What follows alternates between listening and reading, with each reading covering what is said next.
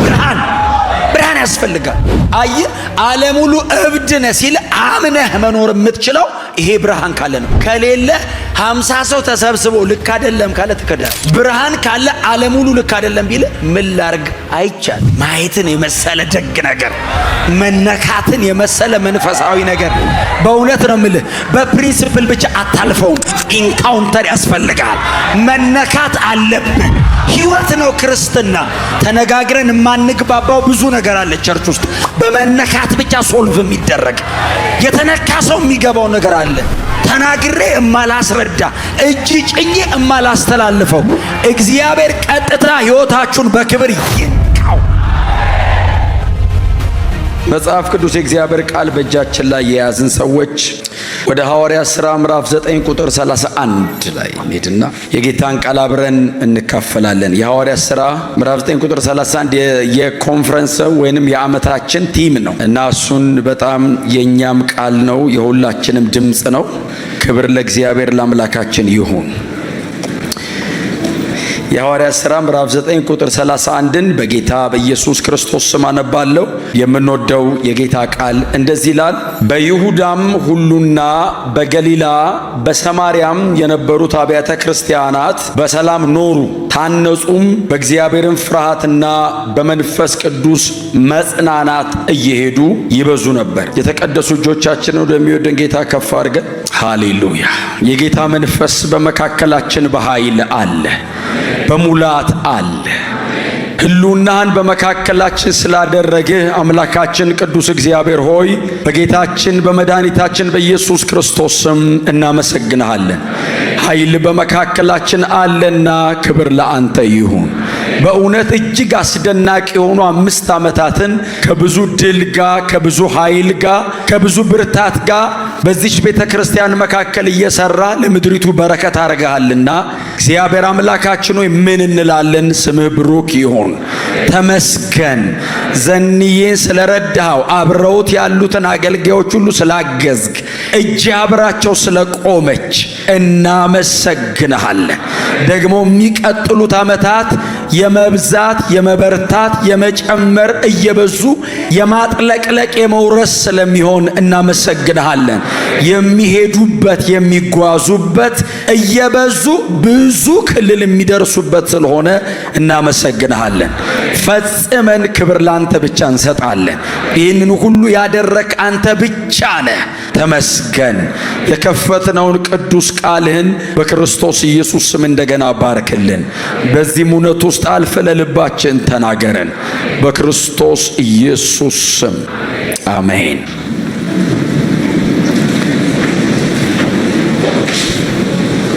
የአምላካችን እግዚአብሔር ስም የተባረከ ይሁን። ምዕራፍ 9 ቁጥር 31 ሐሳብ ያው ከምዕራፍ 9 አጠቃላይ የተያያዘ ሐሳብ ስለሆነ ትረካ አይነት ነገር ስለሆነ ወንድማችን ሉቃስ እያደረገ ያለው በተለይ ይህንን ደግሞ የማንበብ ዕድል ያለው የመጀመሪያ አንባቢ የመጀመሪያ አድማጭ የነበረ ሰው በምን አይነት ጉጉት ሊያነበው ወይንም ደግሞ ሊሰማው እንደሚችል ሳስብ ሁልጊዜ እገረማለሁ። በእንደነዚህ አይነት የመጽሐፍ ቅዱስ ታሪክ ባለባቸው የእግዚአብሔር ቃል መጽሐፍ እና ይህንን መጽሐፍ የመጀመሪያ ማንበብ ዕድል የነበረው ሰው ቴዎፍሎስ ነው አይደል?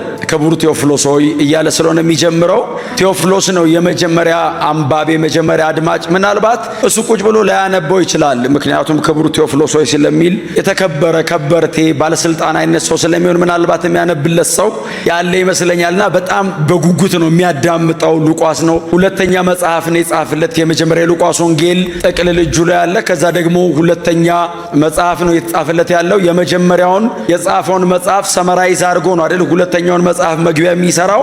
ኢየሱስ ክርስቶስ ያስተምረው ዘንድ ያደረገውን አስቀድሜ ጽፌልሃለሁ፣ አሁን ደግሞ ያስከው እምነት ምን ያህል እውነተኛ እንደሆነ ታውቅ ዘንድ ይህንን ጨምሬ ጽፍልሃለሁ ይለዋል። ስለዚህ የመጀመሪያ መጽሐፉን ሲጠቀልለው ኢየሱስ ክርስቶስ ያስተምረው ዘንድ ያደረገው ነው።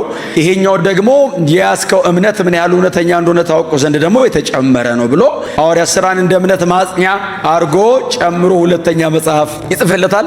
ባለፈውም ስመጣ የሐዋርያት ሥራ ምዕራፍ 7 ላይ እስጢፋኖስን እንደተናገርኩኝ አስታውሳለሁ። ቅርብ ጊዜ ስለነበር የመጣሁት እና ዛሬ ደግሞ ምዕራፍ 9 ላይ ነው። እንደገና ደግሞ ስመጣ 10 11 እያለን ክብር ለኢየሱስ ይሁን እና እንግዲህ ታሪኩም የያዘው ምዕራፍ 9 ቁጥር 1 አካባቢ ጀምራችሁ እናንተ በኋላ ቤት ሲገቡ ጊዜ ታገኙ አንብቡት።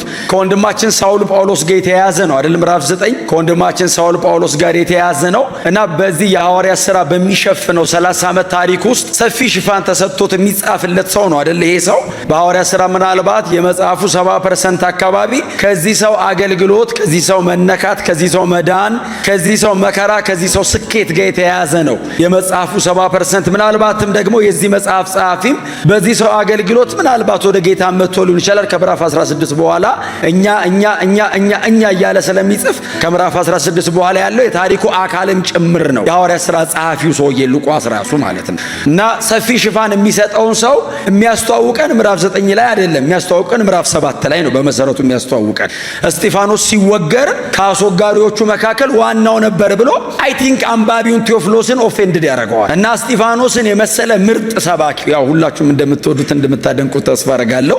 ያንን የመሰለ ምርጥ ሰባኪ ሰብኮ ከጨረሰ በኋላ አስወጥተው ከተማ ዳር ላይ ወስደው በድንጋይ ሲወግሩት ዋናው አስወጋሪ ሳውል ነበር፣ ልብስን ቆሞ ይጠብቅ ነበር የሚለውን ሲያነብ ቴዎፍሎስ ባለስልጣን ስለሆነ ይሄ ሰውዬ ቆይ ማን ነው ሊል ይችላል። እየተነበበለት ማን ነው ሰው እየወሰደ የሚያስወግር ይሄ ሰውዬ ምንስ ተደረገ ብሎ ምዕራፍ 7 ላይ በእስጢፋኖስ ፈነራል ሰርቪስ የዚህኛው የአገልግሎት ኢናጉሬሽን አንደኛው በሞት ሲሸኝ ሌላኛውን የሚያስተዋውቀን የአንዱ ገዳይ አድርጎ ነው። የሚቀጥለውን 15 ዓመት የሚቀበለውን ሰው ነፍሰ ገዳይ አድርጎ ነው የሚያስተዋውቀን። ወንጌላዊ አድርጎ ያስተዋውቀንም ከዳነበት አይደለም፣ ነፍስ ከሚገልበት ያስጀምረዋል።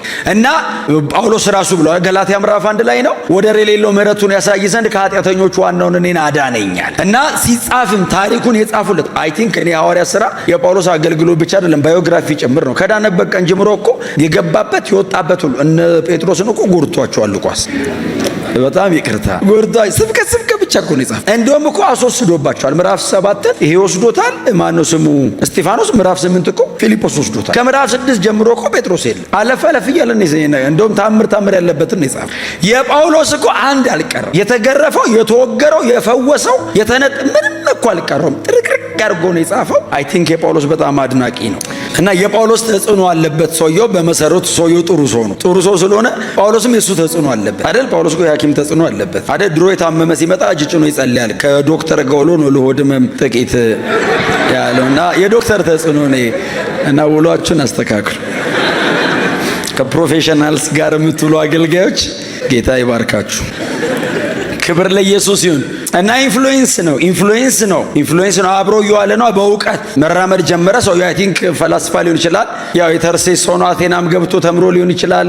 እዛ ነጋማልያል እግር ስር እዛ ደግሞ እዛ ጂኦስ ቴዎሎጂ ኮሌጅ ውስጥም ገብቶ ዲቪኒቲ ምናምን አጥር በጣም ብዙ ነገር ያውቃል። ይሄን ደግሞ የዚህ ፊዚዮሎጂካል ነገሩን ደግሞ ከሉቃስ ተወሷልና ምንም ነገር ገንዘብ ነው የሚያደርገው ጳውሎስ። የትም ያገኘው ለወንጌል ቀይሮ ይጠቀመዋል። እንኳን እውቀት አይደለም ሰንሰለት ቀይሮ ይጠቀማል። ሰንሰለት ሲገባ ቤተ መንግስት መስበኪያ የሚያደርግ ሰውዬ እውቀትማ ክብር ለኢየሱስ ይሁን።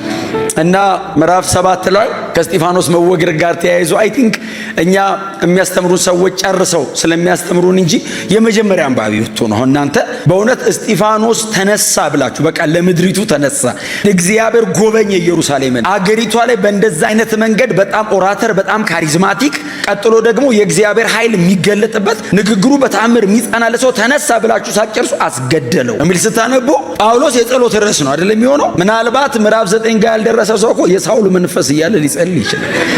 የተቀቡ የሚያሳድድ እያለ ሊጸልይ ይችላል። ግን ይሄኛው ሰውዬ ታግሶ እየሰማ ነውና ምዕራፍ 9 ጋር መጣ። ምዕራፍ 9 ጋር ሲመጣ ምዕራፍ 9ም ትዝ የሚላችሁ ከሆነ በደማስቆ ላሉት አብያተ ክርስቲያናት ያሉትን ቅዱሳን ለማሳደድ ከሊቀ ካህኑ ፈቃድ ለመቀበል መጣ እና እየተነበበ ያለ ምዕራፍ 7 ላይ አስገደለ ተብሎ ምዕራፍ 9 ላይ ድጋሚ ለማሳሰር ብሎም ለማስገደል ትእዛዝ ለመቀበል መጣ የሚል ሲያነብ ቴዎፍሎስ አስባችሁ ደከምከም ካለው ብድግ ይላል። ተሳክቶለታል ወይ ነው የሚለው። ለማስገደል ቻለ እንደገና ሰጡት፣ ፈቃድ ሰጡት። ለማስገደል ፈቃድ ሰጡት። ይዞ ነው እንግዲህ ጥቅልሉን ይዞ እየሮጠ ነው። ምንም ነገር ቢያደርግ ማንም እንዳይጠይቀው እጁ ላይ ማህተም ያለው ወረቀት አለ። ከአይሁድ ሸንጎ ከሴኔቱ የተቀበለው ማለት ማንም አያስቆመው። ደግሞ ክርስቲያኖችን ማስገደል በዛ ዘመን በጣም ትልቅ ደስታ ነው የሚያመጣው። የይሁዲነት እምነትን እርቃኑን እያስቀሩት ነው። በቀን 3000 በቀን 5000 ግማሽ ከተማ ከከተማው ጥቂት ሲቀር እየተባለ እየወሰዱባቸው ስለሆነ ማስቆም ነው የሚፈልጉት። እንዲህ አይነቱን ያግዙታል። የሮም መንግስታትም ራስ ምታታቸው ክርስትና ነው። ቄሳር አምላክ ነው የሚባልበት ዓለም ላይ አይደለም እያሉ ክርስቶስ ነው ኢንካርኔት ጋድ፣ ቄሳር የሮማ ኢንካርኔት ጋድ አይደለም ክርስቶስ ነው እያሉ የቄሳርን መለኮትነት እየካዱ ነው። ፖለቲካሊም እንዲገደሉ ይፈልጋል። ሪሊጂየስ የሚሆነው ሶሳይቲ ሊገላቸው ይፈልጋል። ማንም ይደግፋቸዋል ከጌታ ውጭ እኮ ክርስቲያንን መግደል። ዘንድሮም ነው አፍተሮል ጦርነቱ ውስጣዊ የሆነና እንትናል እንጂ ዘንድሮም ክርስትና መቼም ተደላድሎ አያውቅም። ደግሞ የሚበዛው በመከራ አይደል? የሐዋርያት ሥራ እኮ አንዴ በጨርቃቸው አንዴ በጥላቸው እየፈወሱ 3000 5000 ምናምን አልሄድ አሉት። እግዚአብሔር አልሄድ ሲሉት እኮ በእስጢፋኖስ አንዴ ወደ ሰማርያ ቦይ ቀደደው አይደል? በእስጢፋኖስ በመከራ አይደል አጥቢያ ያወጣው። እናንተ በሰላም ነው የምታወጡት። ጌታ ይባረክ። እና ሲነካኳቸው ነው አይደል? ብሉይ ኪዳንም እኮ እንደዛ ነው። ዘጸአት ላይ ነው ያነበበው። እጁን ጫነባቸው አይደል? ሲያስጨንቃቸው ይበዙ ነበር። ክብር ለኢየሱስ ይሁን። መከራ አይምጣብ ግን መብዣ ነው። ከሰንሰለቴ በቀር ስላለ ጳውሎስ አይምጣ፣ ከሰንሰለቴ በቀር እንደኔ ሆኑ ብሏል። አይምጣ መከራ ቢመጣም ግን አፍጠሩ እያጠራ እያበዛን ይሄዳል እንጂ አያጠፋም። ሐዋርያት ሥራ ላይ ያነበብነው እሱ ነውና ተቀብሎ የተወሰነ ግሩፑን አሰባስቦ ወደ ደማስቆ ሩጫ ጀመረ፣ ይገሰግስ ጀመረ። ደማስቆ ደግሞ ያሉ በጣም ምስኪን ደቀ መዛሙርት አሉ። አንዱን ነው በስም የተጠቀሰልን ሐናንያ የሚባል ሰው እና ሐናንያ ደማስቆ ቁጭ ብለዋል። እየመጣ እንደሆነ ሰምተዋል። ባይዘው ሳይመጣ ገና ሊመጣ ነው ተብለዋል፣ ተነግሯቸዋል። ምናልባት እኔ የምጠረጥረው ማንን መሰላችሁ? ምዕራፍ 6 ላይ ከሸንጎ አባላት መካከል ለዚህ እምነት ብዙዎች ታዘዙ የሚል ቃል አለ። ስለዚህ አንዳንድ ሸንጎ ውስጥ የሚመከር ምክር ለቸርች አሽወልኮ ይነግራሉ። ሳውል እየመጣላችሁ ነው። ምክንያቱም ጌታ ኢየሱስ መጥቶ ሐናንያ ተነስና ሄድ ሲለው ስለዚህ ሰውዬ ወደዚህም እየመጣ እንደሆነ ሰምቻለሁ ይለዋል። በጣም ከባድ ሰው ነው ሳውል እና እየገሰገሰ እየመጣ እያለ ነው እንግዲህ አይ ቲንክ በዚህ በስተምስራቅ በኩል ወደ ደማስቆ ሊገባ በስተምስራቅ በኩል አንድ 4 ማይል አካባቢ ሲቀረው ነው እየገሰገሰ። በጣም አግሬሲቭ ነው። እኩለ ቀን ነው። በጠራራ ፀሐይ ነው። የነሱ ሀገር ፀሐይ ደግሞ ብዙዎቻችሁ ታውቁታላችሁ። እኛ ሁሉ ከነሱ ተበድረን ነው እኮ የምንሞቀው። እንዲህ 35 በላይ እኮ ነው። በዛ ፀሐይ ያንን ቀሚስ ለብሰው ነው እንግዲህ ያንን እንትን ጠቅልሎ ይሮጣል ለማስገደል። ምን ያክል አግሬሲቭ እንደሆነ እዩት። እየበረረ እያለ አብሮት ያ ሁሉ ሰራዊት እየሄደ ነው። ወረቀቱን በእጁ ነው የያዘው። አስገዳዩ እሱ ድንገት ነው። ቀጠሮ አልቀጠረ። እየመጣው ነው ጠብቀኝ አላለው። ሌሊት በህልሙ አልታየው። ድንገት እኮ ነው ከሰማይ አንዳንድ ቦታ ብኖር እላለሁ። አሁን የሐዋርያት ሥራ ምዕራፍ 9 ብትኖሩ እናንተ ብትሆኑ ወይም የነበረ ብትሆኑ የአይን ምስክር ራሱ ብትሆኑ ተውት ሳውልን መሆን የአይን ምስክር ራሱ መሆን ብቅ አለ ኢየሱስ። ሳውል አለ እኔ ከጎን ነው ብዙ ጊዜ ድምፅ የምሰማ። ቀጥታ ሰምቶ የሚያውቅ ይኖረውን አላውቅም። በስማችሁ ከሰማይ ተጠርታችሁ ታውቃላችሁ? አይታወቅም። የመጨረሻ ዘመን ነው። ብዙ ነገር እየተለማመደ ሳውል ከፈረሱ ላይ ቱር ብሎ አልነካውም። ሳውል የከበረው ክርስቶስ ነው። ማንም ሊቋቋመው አይችልም። ሳውል ከፈረሱ ላይ ወድቆ አቤት አለ። ለምንድን ነው የምታሳድደኝ? ከላይ ወደ ታች ነው ለምን ታሳድደኛለህ? እሱ የሚያሳድደው ወደ ጎን ነው፣ ወደ ላይ አሳዶ አያውቅም። ለምንድን ነው የምታሳድደኝ ሲለው ለማየት አይደል? ማን ነው ተንበርክኮ አያውቅማ። እልኸኛ ቀና ሲል አታየኝም። ደፈነው አይኑ አይደል? አላጠፋውም እኮ ከድኗት ነው። ሲጸልዩ ለቅርፊት ተወደቀ ነው የሚለው። አይኑ በራ አይልም እና ድፍና አድርጎት ክብልል ትላለች ከውስጥ። ወንጌል ፊት መቆም ከባድ ምን እንደሚያደርግ ራሱ አይኑ ደፈነው። አታየኝም ማለት እልከኛ ነው፣ ነፍሰ ገዳይ ነው። አታየኝም ማለት የመጣውም ክብሩን ሊያሳየው አይደለም፣ ሊነግረው ነው፣ ሊያዘው ነው። ለምን ነው የምታሳድደኝ ሲለው አንተ ማነህ አለ። እኔ አለ አዎ የምታሳድደኝ ኢየሱስ ነኝ። እንዴት አይነት አስፈሪ ቃል! እኔ አዎ የምታሳድደኝ ፐርሲኪዩት አረከኛል። አሳደድከኝ ብቻ አይደለም፣ ለምንድን ነው የምታሰቃየው? እንዴ ኢየሱስ ነኝ ሲል እኔ መቼ አሳደድኩ ሲለው እነሱን ማሳደድ እኔን ማሳደድ ነው። ቤተ ክርስቲያንን መንካት አው እኔን መንካት ነው። አለባበሳቸውን አይተ፣ መድከማቸውን አይተ፣ መጎሳቆላቸውን አይተ፣ ከመንገድ መንከራተታቸውን አይተ ኖርማል እንዳይመስሉ አለው። እኔ እነሱ ውስጥ አለው አታሳደኝ አለውና ሲደናበር እንደዚህ አለው። ሰማኝ አለው። ምዕራፍ 9 ላይ አይለውም 26 ላይ ራሱ ሲያወራው ነው የሚናገር። ለአግሪጳ ቆሞ ሲሰብክ የመውጊያውን ብረት ብትቃወም ባንተ ይብሳል።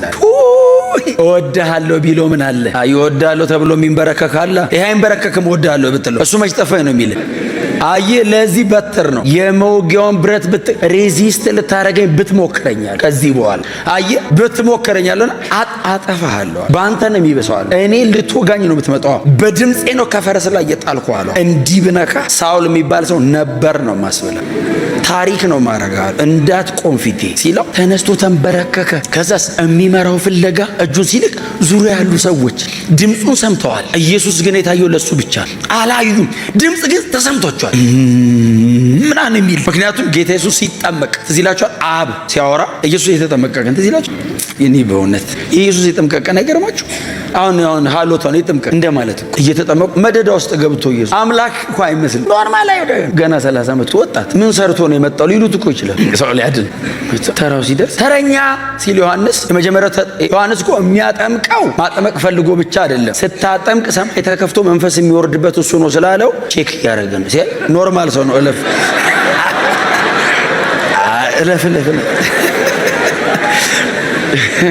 ወይ ቀራጭ ነው ወይ ወንበዴ ነው። እያጠመቀ ኢየሱስ መጣ። ኖርማል ሊያጠምቀው ሲል ሰማይ ተከፈተ። መንፈስ እንደ ርግብ አምሳል ሆኖ በላዩ ላይ ሲመጣ አላጠምቅህም አለ። አንተን አይደል የምጠብቅህ ሲለው ቀስ ብሎ ምክንያቱም መከራ ሊያመጣበት ነው ያለ ጊዜው 3 ዓመት ተኩል ማገልገል አይችልም ዮሐንስ እሱ ነው መሲህ ካለ ጽድቅን ሁሉ እንፈጽም ዘንድ ይገባናል አጥምቀኝ አለው። ቀስ ብሎ አጥምቀኝ እንዳይሰሙ እዛ ወታደሮች አብ ተናገረ አይደል? ቃል በቃል ቃሉ እኮ ነው የሚለው አይደል? ልጁ ሲጠመቅ ያው እኛ ለማስጠመቅ እንደምንሄደው አብም ልጁ ሲጠመቅ መጣ። በእርሱ ደስ የሚለኝ የምወደው ልጄ ውርር ነው የሚያደርገኝ። እኔ ላይቭ ነው አብ ያወራው። ለኢየሱስ ነብይ አይላክ መልእክተኛ አትልክ። ልጁ እኮ ነው የዘላለም አምላክ እኮ ነው። አብ እንደዚህ አለ፣ በእርሱ ደስ የሚለኝ የምወደው ልጄ አለ። ከሰማይ ሲጠመቅ እኮ ልጄ አለ። ህዝቡ ነጎድጓድ የሰሙ መሰላቸው ይላል። አላጣር እግዚአብሔር እንዴት ይናገራል ብለህ ትጠብቃለህ? ቀጥታ በህልም በራእይ ምናምን ነው የሚጠበቀው እንጂ ቀጥታ ኢየሱስ ማን እንደሆነ ስላልገባቸው ዮሐንስ ሰምቷል። ኢየሱስ ሄድ ጮካለና ዮሐንስ እንደዚህ አለ፣ ሊጠመቅ የተሰለፈውን ህዝብ ጨርሰናል አለ። እኔ በውሃ አጠምቃለሁ አለ። ያው እኔ ራሴ እዛ አጠምቃለሁ አለ። በመንፈስና በእሳት የሚያጠምቅ ድምፅ አንዳንዴ ቀጥታ ይመጣል። ለጳውሎስ ቀጥታ ለኢየሱስ አብ ተናገረ። ጳውሎስን ኢየሱስ ተናገረ። የመውጊያውን ብረት አጠፋሃለሁ ሲለው ብድግ አለ እየተደነባበረ። እቺ ናት ኢንካውንተሩ። ሰውየው 35 ዓመት አካባቢ ኖሯል ይባላል በጌታ ቤት። 35 ዓመት ሙሉ የጳውሎስ ሪፈረንሱ ይሄ ነው። አይቼዋለሁ። ማየትን የመሰለ ደግ ነገር፣ መነካትን የመሰለ መንፈሳዊ ነገር በእውነት ነው የምልህ። በፕሪንሲፕል ብቻ አታልፈውም። ኢንካውንተር ያስፈልጋል። መነካት አለብህ። ህይወት ነው ክርስትና። ተነጋግረን የማንግባባው ብዙ ነገር አለ ቸርች ውስጥ። በመነካት ብቻ ሶልቭ የሚደረግ የተነካ ሰው የሚገባው ነገር አለ። ተናግሬ እማላስረዳ እጅ ጭኜ እማላስተላልፈው እግዚአብሔር ቀጥታ ህይወታችሁን በክብር ይንካው። ብርሃን ያስፈልጋል። አይ ዓለም ሁሉ እብድ ነህ ሲል አምነህ መኖር የምትችለው ይሄ ብርሃን ካለ ነው። ከሌለ 50 ሰው ተሰብስቦ ልክ አይደለም ካለ ትከዳለህ። ብርሃን ካለ ዓለም ሁሉ ልክ አይደለም ቢል ምን ላርግ አይቻልም። ጳውሎስ ምንድነው አርጊው የሚያደርገው? ቆሞ ፈላስፋ የዚህ ዓለም አዋቂ ይጠራል እኮ ቸርች ውስጥ። እግዚአብሔር የእናንተን ጥበብ ሰብስቦ ከንቱ አላደረገም እኮ አላቸው። ምንድነው አንተ ቆይ ምንድነው የገባ? በመስቀል ላይ የተሰቀለው ክርስቶስ የእግዚአብሔር የመጨረሻ ጥበብና ኃይል ነው አለ። ብርሃን ነው ይሄ። እብድ ነህ አሉት። ያማል እኛ ደህና ነገር ትነግረናለህ ብለን ቸርች ብንመጣ መስቀል ላይ እርቃኑ የተንጠለጠላ 33 ዓመት ተኩል አይወደ ወጣ ታሳየናል አሉት። እሱ የእግዚአብሔር ጥበብና ኃይል ነው አለ። ብርሃን ነው ይሄ። ክብር ለኢየሱስ ይሁን። ወዳጆች የሚመራው ፈልጎ እየተደነባበረ ሰዎቹ ድምጹን ሰምተው ግርግር ነገር ሰምተዋል። ና አሉት። የት እንውሰድ ሲሉት ጠቁሞታል። ቀን በሚባለው መንገድ ሂድ፣ እዛ ቁጭ በል፣ እንዲጸልዩልህ ሰዎች ልካሉ ብሎታል። ምክንያቱም ሐናንያ መጥቶ እንደሚጸልይለት ጳውሎስ በራእይ አይቶ ነበር የሚል ቃል ስላለ ተነስ ሂድ አለ። አሁን አየህ ከከረመ በኋላ ነው 3ኛ ሰማይ የወሰደው ጸባዩን አይቶ እልከኛ ምናምን ከሆነ ያስተካክለዋል። በእውነት በደንብ ነው የሚያስተካክለን ጌታ። እና እየመሩት ሄደ። እዛ ሰውዬ ቤት ቁጭ አለ። 3 ቀን አልበላም ይላል። ከዛ ጳውሎስ 3 ቀን ጾሞ ሲጨርስ ጌታ ኢየሱስ ሐናንያ ጋር መጣ። ሐናንያ ሆይ አለው። በጣም ጳውሎስ እዛ ሐዋርያ ሥራ 26 ላይ ስለ ሐናንያ ሲናገር በጣም ደስ ይለኛል። በሕጋቸው የበረታ የተመሰከረለት ደቀ መዝሙር ነው ይለዋል። ጳውሎስ መንፈስ ቅዱስ የተሞላው በዚህ ሰውዬ እጅ፣ ይህን የሚያክል ታላቅ አገልጋይ የተጠመቀው በዚህ ሰውዬ እጅ እና አይረሳውም ጳውሎስ ያወራው እና ሐናንያ ሆይ አለው ጌታ ኢየሱስ። አቤት አለ ሐናንያ። ጌታን ይሰማል። ደቀ መዝሙር እኮ ነው። ጌታን ይሰማል። አቤት ጌታ ሆይ አለው። ተነሳ አለው። ወደ ሂዳለሁ። ወደዛ ወደ ስምዖን ነው ማን የሚባል ሰውዬ ቤት ሂዳለሁ። ከዛ አለው ሳውል እዛ ቁጭ ብሎ እየጠበቀ ነው አለው። የትኛው ሳውል? ሳውል ኮመን ኔም ነው። የትኛው? ኢየሱስ ካልክ የትኛው? የናዝሬቱ ነው አይደል? ኢየሱስ እግዚአብሔር የናዝሬቱን ኢየሱስ ነው ጌታና ክርስቶስ ያደረገው። ኢያሱ ኤልሳና ኢየሱስ ተመሳሳይ ስለሆነ እንትኑ አዳን አሁን አዳነ ብል እዚህ ቤት ብዙ አዳኖች ትኖራላችሁ። ኢየሱስ ኮመን ኔም ሊሆን ይችላል አይደል? አዳኝ እንደማለት ነው። የናዝሬቱ ኢየሱስ ነው ስፔሲፊክ። በናዝሬቱ ጌታ በኢየሱስ ክርስቶስም ነው የሚሉት እነሱ ራሱ። ክብር ለጌታ ለኢየሱስ ይሁን። በኋላ ላይ ያ የተርሴሱ ሳውል ቁጭ ብሎ ይጠብቃል አለ። ምን ላርጋል? እጅ ስጭንበት አይኑ ሲበራ በራእይ አይቷል። ይገርማችኋል። ድሮ ግን የሚታየው ራእይ ራሱ ጳውሎስ ገና አዲስ ክርስቲያን እኮ ነው። ሐናንያ መጥቶ እጅ ሲጭንበት አይኑ ሲበራ አይቷል። ራሱ ቢጸልይ እንደማይበራ ገብቶታል። ሐናንያ መጥቶ ሲጭንብ ነው። ስለዚህ ሐናንያ አልታዘዝ ብሎ 3 ወር ከተቀመጠ ምክንያቱም ስፔሲፊክ ጳውሎስም አይቷል። ሐናንያ እጅ ሲጭንበት እንደሚበራለት አይቷል። ተነስ ይለው ይህ ሰው በየከተማው እየዞረ ያሳድድ እንደነበረ ወደዚህም ከተማ ለማሰርና ለማስገደል ከካህናት አለቆች ደብዳቤ ይዞ እየመጣ እንደሆነ እኮ ሰምቻለሁ። ወዴት ነው የምትልከኝ ጌታ ያለው? አገልግሎት ጨርሻለሁ ወይ? ምንም ካላረገ ያሳስራል፣ በደንብ ካገኘ ያስገድላል። አይራራም። እስጢፋኖስን የመሰለ ኤርሊ 20 ላይ ያለ ፕሪቸር የሐዋርያ ሥራ ምዕራፍ 7 ሉቃስ የጻፈው እኮ ጳውሎስ ሊወግር ገብቶ ሰምቶት። ጳውሎስ ሙልጭ አድርጎ የሰማው ሕግ አዋቂ ነው፣ የጋማልያል ተማሪ ነው። ከተሳሳተ ሕጉ ላይ ሊያስወግረው ነው፣ እንከን አጥቶበታል። ስለዚህ ሙልጭ አድርጎ 60 ቁጥር የሰማው እኮ ጳውሎስ ሊወግር ገብቶ ነው። ሉቃስ አልነበረም። ሙሉ 60 ቁጥር እኮ ያጻፈው እኮ ጳውሎስ እኔ ነበርኩ አለ ጻፈው።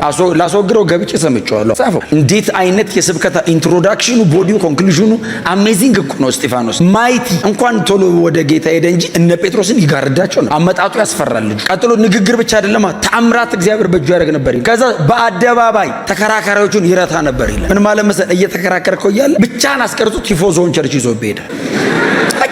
ብቻ ነው የሚያስቀር። ማይቲ ነው። ሰልፍለስ ነው። ወደ ራሱ አይወስድም፣ ወደ ቸርች ነው የሚወስድ። እስቲ አሜን በሏ። እና ገባ ጳውሎስ ነው ያጻፈ። ጳውሎስ ቁጭ ብሏል። ከዛ ሐናንያ መጣ። አየው ታውሯል። በአይን ያየው ዛሬ ነው። በዝና ነው የሚያውቀው። ወንድሜ ሳውል አለው። አሁን ወንድሙ ነው። በጌታ ሆኗል። አሳዳጇን ወንድሜ ሳውል አለው። አቤት አለው። በመንገድ ላይ የተገለጠልህ ኢየሱስ ነው አለው። በጣም ይገርማችኋል። ራሱ ኢየሱስ ነኝ ብሎታል ለጳውሎስ እኮ ለሳውል። ሐናንያ ኮንፈርም አረገለት። ምክንያቱም መንገድ ላይ ኢየሱስና ሳውል የተባባሉትን አልሰማም። ምን እንደተፈጠረ ምናልባት ከዚህ በኋላ ነው ሐናንያ የሚሰማው። አዲስ ነው ለጉዳዩ። እኛም ብበን ስለመጣን ነው እንጂ ሐናንያ እንግዳ ነው። ምን እንደተፈጠረ አይኑ እንደተያዘ ብቻ ነው የሚያውቀው። ወንድሜ ሳውል አለው። አቤት ስለው መንገድ ላይ የተገለጠልህ እኔን በጓዳ ያዋራኝ እሱ ኢየሱስ ነው አለው። በል ተነስ አለው። እጁን ጫነበት። ቅርፊት ከአይኑ ወደቀ። መንፈስ ቅዱስ ተጠመቀ። ጳውሎስን አጠመቀው። ታውቃለህ? ይህን የሚያክል ሰው ሐናንያ አጠመቀ። ከዛ ለበርናባስ ነው አሳልፎ የሚሰጠው። ከዛ በኋላ ነው በይሁዳ በሰማርያ ያሉ አብያተ ክርስቲያናት በሰላም ኑሩ፣ በመንፈስ ቅዱስ እየተጽናኑ ይበዙ ነበር። ከዚህ በኋላ ነው። ይሄ እኮ አስጨናቂ ነው። ይሄ እኮ ነፍሰ ገዳይ ነው። በፍርሃት ነው ያሉት። ሳውል ዳነ አሏቸው። የትኛው? አሁን እንደ ዘንድሮ ቢሆን ሶሻል ሚዲያ ሰውየው ራሱ እንደ ዳነ ሳያውቅ እኮ ድነሃል አገር ለመዳን ካሰበ እኮ እኛ እናውቃለን ነው።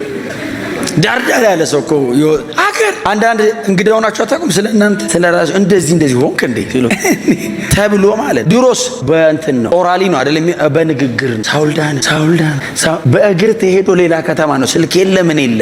ስለዚህ ሌሎች ከተሞች ቀስ እያለን የተዳረሰው ይመጣል፣ እግር በእግር ይመጣል። በየከተማው ወደ ይሁዳ ከተማ፣ ወደ ሰማሪያ ከተሞች፣ ወደ ሌሎች ከተሞች ይመጣል። እግዚአብሔር መንገድ ላይ ያዘው። ይሄን ሰው መያዝ ብቻ አይደለም፣ ለአብያተ ክርስቲያናት እረፍት ምክንያት አደረገው። አብያተ ክርስቲያናት ያረፉት ይሄ ሰውዬ እግሩ ተይዞ ብቻ አይደለም። አይደለም፣ የወንጌል አገልጋይ ሆነ። ዳነ። ወዲያው ኮነር ላይ መጣው መመስከር ጀመረ። አንድ በጣም የተባረከ በእውነት በጣም የተወደደ ሰው አለ።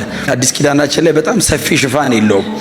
አለፍ ብሎ ነው አለፍ አይ ቲንክ ምዕራፍ 9 10 አካባቢ ምዕራፍ 4 ምዕራፍ 13 ከዛ ምዕራፍ 15 ላይ ነው የምታገኙት። በርናባስ በጣም ካይንድ የሆነ አስገራሚ ሙክክ ያለ የበሰለ በርናባስ ጋር እግዚአብሔር አገናኝ። ሐናንያ ጠመቀው፣ በርናባስ ያዘው። እግዚአብሔር እኮ ለአንዳንድ ሰው የሚያሰምረው መንገድ ከደቀ መዛሙርት ጋር ደግሞ ቀላቃይ ያገኘ። ማን ያምነዋል? ሊሰልለን የመጣው ነው የምትለው። ጉባኤ ማላውን ገብቶ ሳውል ቁጭ ቢል ማንም ሰው አይጸልይ። ሁሉም ሰው አይኑን ገልጦ ነው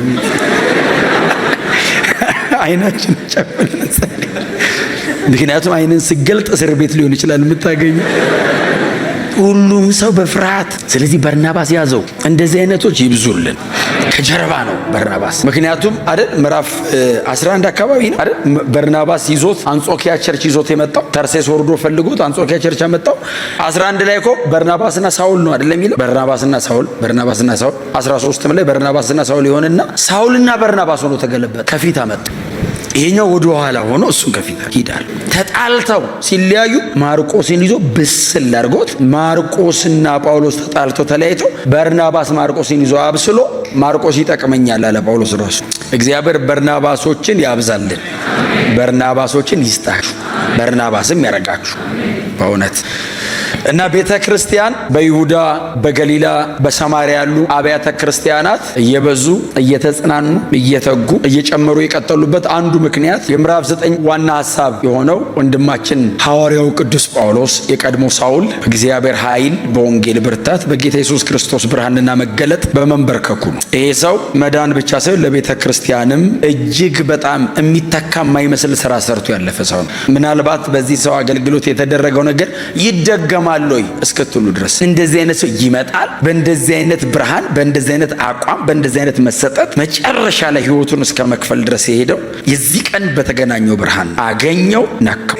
የሞተ ቀን ነው መሮጥ ያቆመው። የሞተ አስረኸው አይቆም። እጅና እግሩን ስትይዙት እኔ ብያዝ ወንጌል አያያዝም ይላል። እጁን ስትይዘው ይወጣል በጽሁፍ። አትችሉትም። ያንን ሰው እግዚአብሔር ያገኘው እዚህ ምዕራፍ ላይ። ስለዚህ እግዚአብሔር እንደዚህ አይነቶቹን ገንዘብ አድርጎ ያበዛናል። እንዲህ አይነቶቹን አድኖ አሳዳጁን ሀሎት ላይ ገንዘብ አድርጎት የቸርች እንቅፋት ነው የሚባለውን ሰው ወንጌላዊ አድርጎት ቸርችን ያበዛታል።